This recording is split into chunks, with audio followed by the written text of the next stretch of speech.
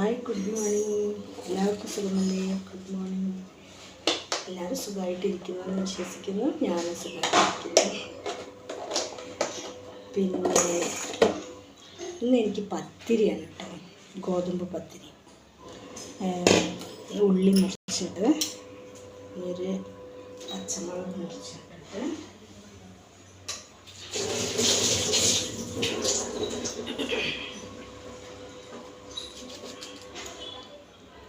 ഞാൻ മാത്രമേ ഉള്ളൂ. അതിനെക്കൊണ്ട് പിന്നെ എന്തെങ്കിലും സിമ്പിളായിട്ട് ആക്കാൻ വിചാരിച്ച് ഓട്സ് ആക്കാൻ വിചാരിച്ചതായിരുന്നു. പിന്നെ ഐഡിയ മാറ്റി, ഒരിത്തിരി ഗോതമ്പ് പൊടി ഉണ്ടേനി, അപ്പോൾ അതിനെക്കൊണ്ടൊരു കട്ടിയുള്ളൊരു പത്തിരി ആക്കാൻ വിചാരിച്ച്. അപ്പോൾ അങ്ങനെ. പിന്നെ വേറെ എന്താ വിശേഷം?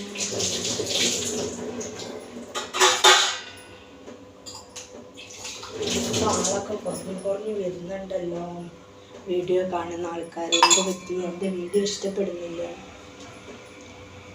ഞാൻ എന്താ പറയുക, ഒരു മിതമായ അളവിലല്ലേ സംസാരിക്കുന്നുള്ളൂ, ഒരു മിതമായ അളവിലല്ലേ വീഡിയോ ഇടുന്നുള്ളൂ.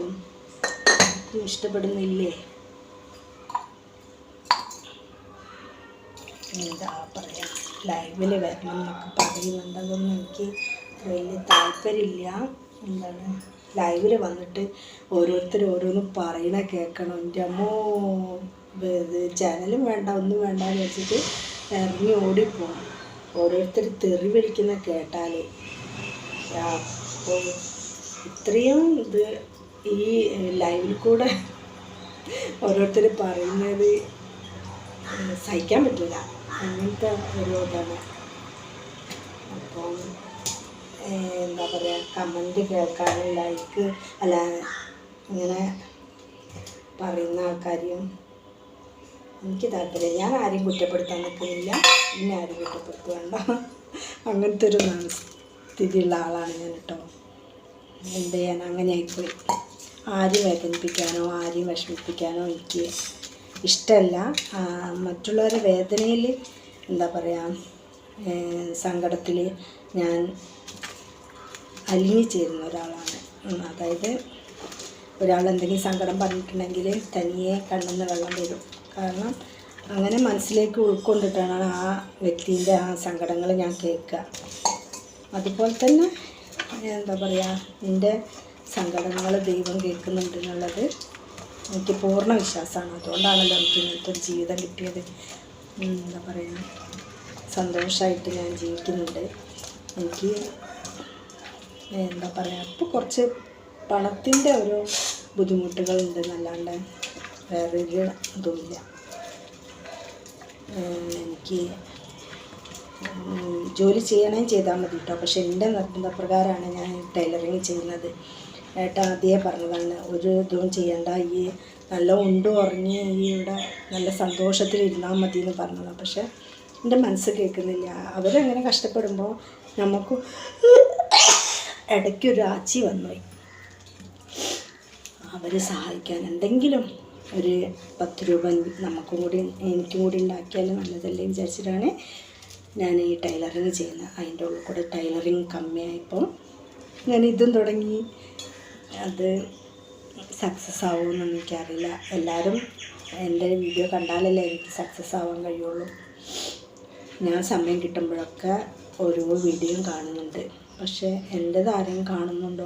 ആരെങ്കിലും എന്നല്ല, ഇപ്പോൾ കമ്മിയായി വരുന്നുണ്ട് വ്യൂസ്. എന്താണെന്നറിയില്ല.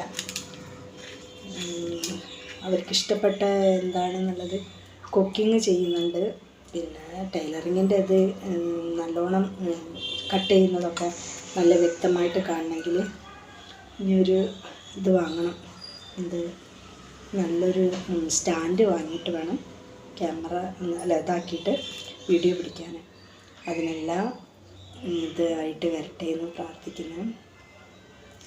ഇന്നത്തെ ദിവസം നല്ല ദിവസം. നാളെ എൻ്റെ ഭർത്താവിൻ്റെ പിറന്നാളാണ്. ഞങ്ങളൊരു സംഗതി വിചാരിച്ചിട്ടുണ്ട്, അത് നടന്നു കിട്ടണം. ഇപ്പം ഞാൻ പറയുന്നില്ല. പിറന്നാളായിട്ട് ഇവിടെ സദ്യ കൊണ്ടിട്ട് ഇരിക്കണം എന്നുള്ള ഇത് വേണ്ട, വേറൊരു. അപ്പോൾ അവർക്ക് നാളെ ലീവുമാണ്.